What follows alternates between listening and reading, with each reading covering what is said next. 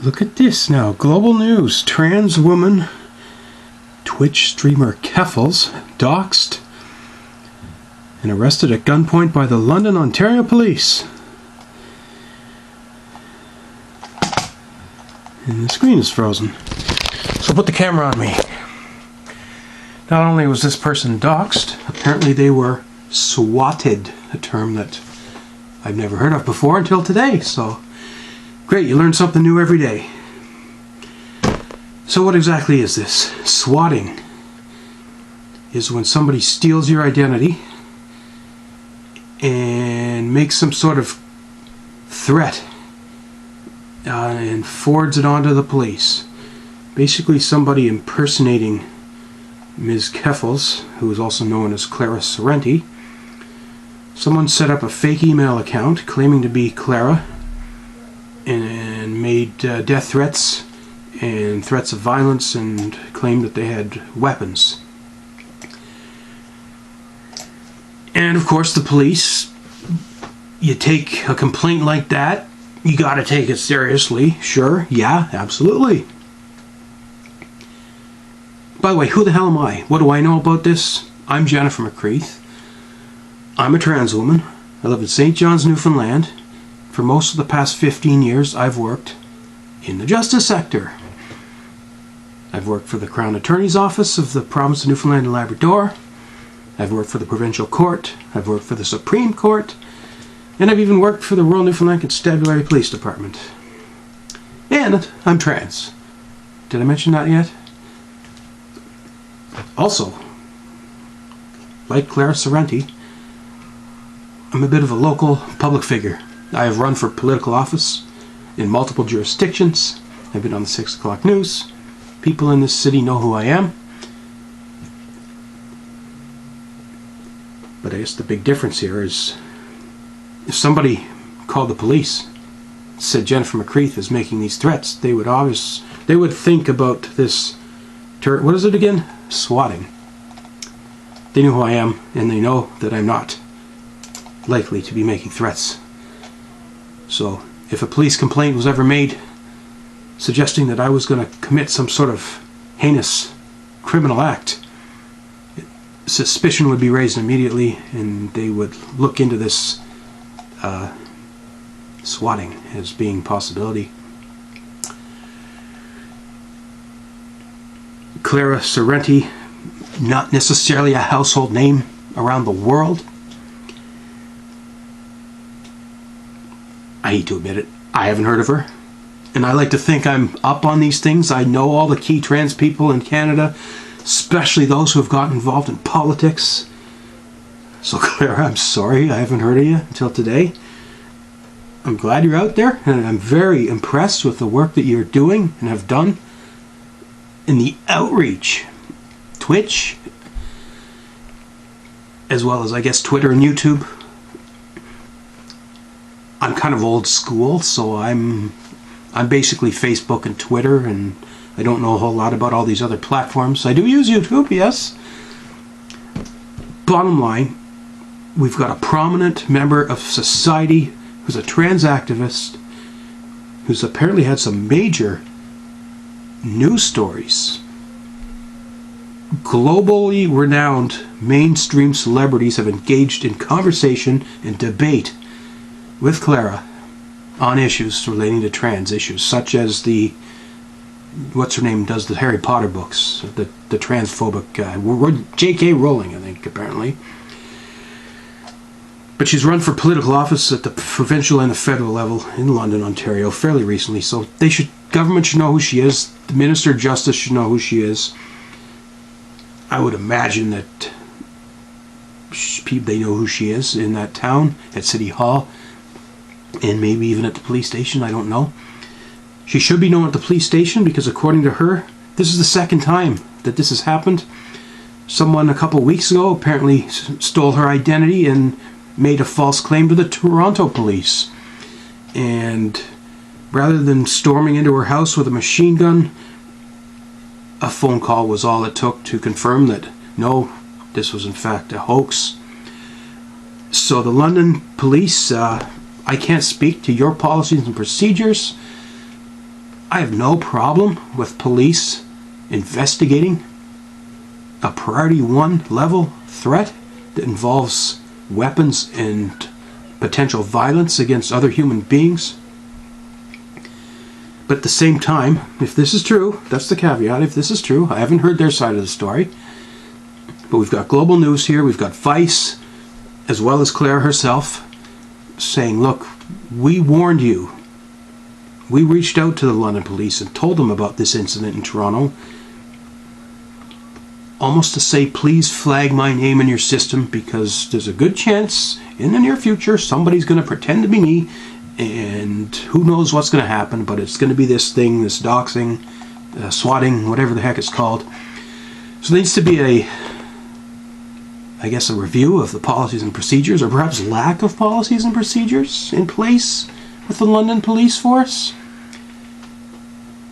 Unfortunately, we've all found out the hard way what this swatting is and how it works.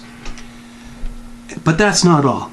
The bigger, well, it's not bigger, it's an equally disturbing part of the story, is the lack of understanding, the lack of respect, the lack of education, and the lack of familiarity for trans issues. To use a trans person's dead name that they hadn't used in 10 years. This person, and Clara, or I don't know what her pronouns are, her, if they're she, her, or perhaps they, them, but they're definitely not male pronouns. And Clara had legally changed her name more than 10 years ago. Yet, for some reason, police were referring to her using masculine pronouns and her old dead name, which she hadn't been legally holding that name in over a decade. And so there's a lot of egg on the face right now of the London police. And why do I care? One, I used to live in London, Ontario.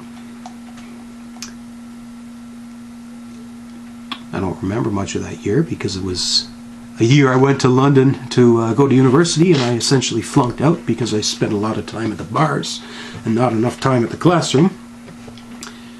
That's a whole other story, but I won't get into it. But I keep my eyes on London, Ontario. I still subscribe online and pay attention to the London newspaper, the Free Press there, and I consider it not necessarily a second home, but maybe a third home or a fourth home. And I go back and visit when I can, and I was only there, like I said, for 8 months, but I have a lot of amazing memories of positive, fun, exciting, happy moments in my life in London, Ontario. And it just really hurts me to see something like this happening in what's supposedly a city that brags about being so open and inclusive. Yet every time I turn the news on, London, Ontario's got hate crime problems. We all know the story from a couple of years ago where a family was targeted for being black and murdered. I can't remember if somebody shot at them out of a vehicle or if they actually drove the vehicle into the family. But that made international news. It's a disgrace and an embarrassment. And then the handling of this doxing, swatting situation, and I get, okay, if you're not going to take the steps to keep track of a swatting list, that should have been flagged. You should put right on this person's address a hazard or a pop-up. If you get a 911 call, or if you get any type of threat directed towards this person or this address, there should be a little pop-up that says this person is trans and they are potentially being targeted by swatting. Anything you get regarding this should be taken with a grain of salt.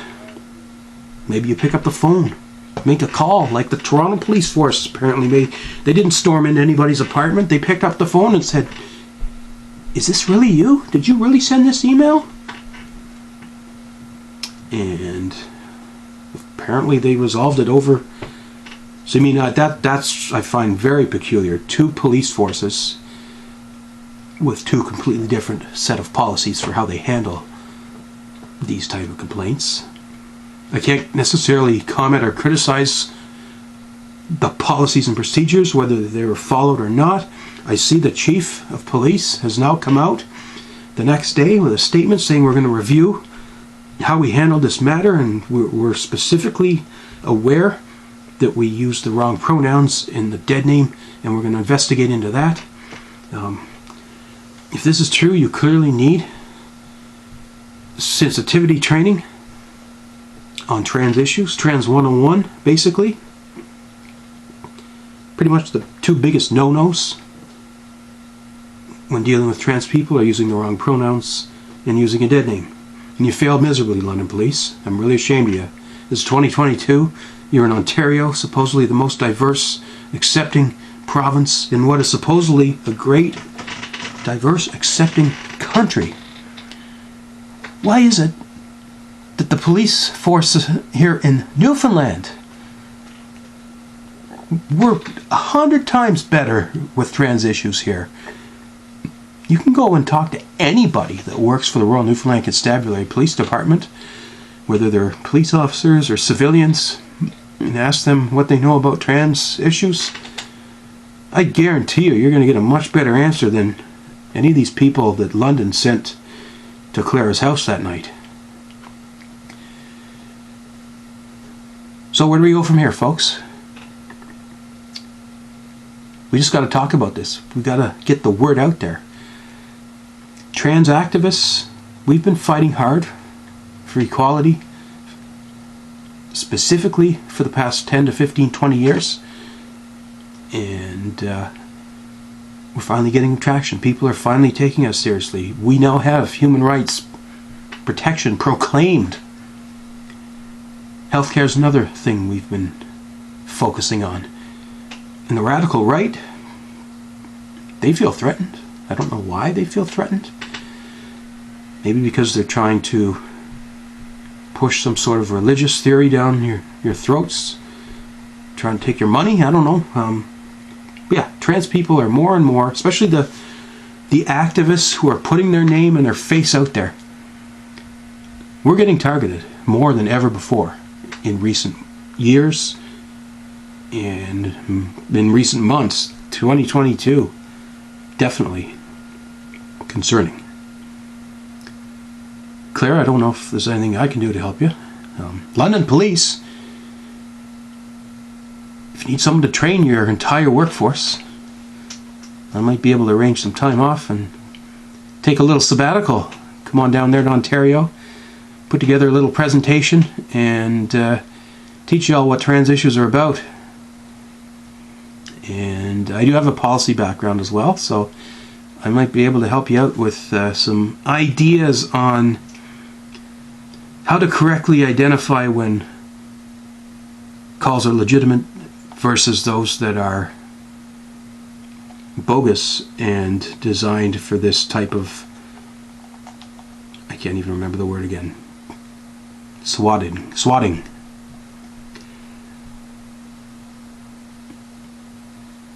In closing, having trans people involved, working in the justice system, is probably the best way to educate a workforce on trans issues.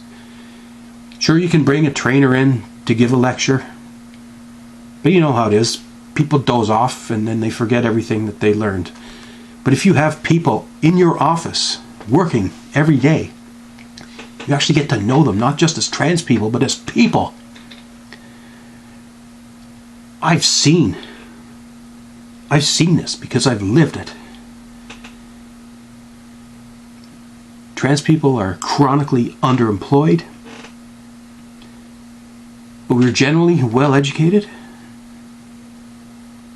Heck, we have to advocate for ourselves. So those of us that at least have some education, I'm fortunate enough, I've got high school, college, and university. That's allowed me. I've had to figure government out so I can advocate for myself. All these things I never knew all these things you take for granted. Healthcare, human rights, all these sort of things. Believe me, I've read just about every piece of legislation there is to read, provincially and federally. We need trans people to stand up and talk. We need to talk about this issue specifically. We need to talk about the concept of doxing and swatting trans activists. The concept that trans people are still being targeted for hate crimes. And now apparently identity theft. We need to talk about the fact that there are justice systems that still need training on even the most basic of trans issues. So I hope by putting this video out there, and by calling you out, London Police, that you'll do something about this. The police forces and governments all over the world will take a closer look at this and realize doxing and swatting is a new trend of crimes being committed, and these are crimes. It's identity theft, making a false police report. You can also be charged under the Criminal Code of Canada. I know it could be considered mischief, but I believe there's specific clauses in the human rights, not the human rights, the Criminal Code of Canada, interfering with a law enforcement investigation. Catch these people and charge them and punish them so nobody else gets any silly ideas. This is not something you're going to be able to do and get away with. You might have pulled this off twice now on poor old dear friend there, Clara. And I watched her video today. She's definitely shaken, traumatized, angry, worried, concerned, but determined. And if there's anything I can do, Clara, if you want to talk, if you want to work together, reach out. I'm not hard to find. And you know what? I feel so safe and comfortable. Maybe I should be saying, come to Newfoundland. You might face some discrimination in terms of systemic discrimination. You might have trouble getting a good job. You might have trouble getting doctors willing to help you with your trans issues. You might have a lot of people look at you and say, what the hell is that? Or who the hell is that? Generally though, it's physically safe. I'm the most out trans person in, I'd say, all of Atlantic Canada, and have been for the past 15 years. It's no secret that I live on an island, so if these trolls want to come and hurt me, they're going to have to get on a plane or a boat. But I'm not hard to find. I'm in the phone book. My address is there. Everybody knows where I live. And you want to try and dox me or swat me? You go right ahead. You go ahead and try to swat me, because I guarantee it won't work. So maybe I'm a leg up. Maybe there's a foundation to build upon here. I'd like to put together a working group that will find and encourage people, trans people, to get involved in the justice sector as a career path and liaise with each other, because it shouldn't matter what part of Canada you live in. The Criminal Code of Canada is there, the Human Rights Code is there, it's federal, and we need to make sure that everyone involved with the justice sector, whether it's police, courts, crowns, sheriffs, or whatever, we need that trans education piece done so stuff like this doesn't happen again. Media, you want to talk to me? Go ahead, reach out. I'm not hard to find. London, Ontario Police, you want to talk? Go ahead. I'll talk to anybody. 753-9529, area code 709. Go ahead and phone me. Jenn from McCreath at yahoo.ca. That's me. Anything else? Probably not me. Alright, there's my video. Your homework now. Go and read these articles. Go into Google. Clara Sorrenti Keffals, I guess is the nickname or the stage name. London, Ontario. Doxed. Swatted. And tell your friend about this story. Because Everyone needs to know what's going on here, especially when there's problems that shouldn't still be problems. Come on, folks. Thanks for watching, everyone. I'm Jenn from McCreath.